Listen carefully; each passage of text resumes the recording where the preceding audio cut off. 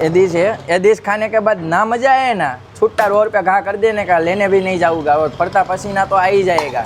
350 plate लगती है और 4 बजे से 7 बजे तक 1 घंटे तक खड़ा रहना पड़ेगा। तो आज हम आ गए सूरत के वराछा एरिया की ऐसी जगह पे जहाँ के वेंडर का ऐसा कहना है कि आपको अच्छा नहीं लगा तो आप प्लेट फेंक दो और वो लेने भी नहीं जाएंगे।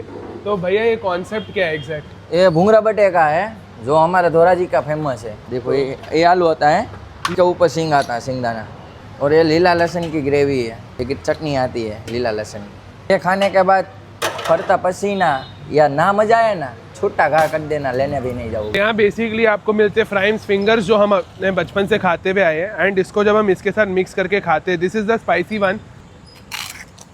तो we also have this dish.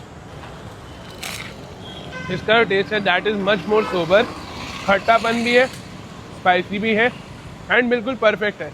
मेरे हिसाब से बहुत कम लोग हो गए जिनको ये डिश छुट्टी रोड पे फेंकनी पड़ रही होगी अभी तक। 1 बजे से लेकर रात का 10 बजे तक 40 रुपया प्लेट है। लोकेशन क्या exact? G1 silver business hub, बापा सीताराम चौक, योगी नगर BRTS।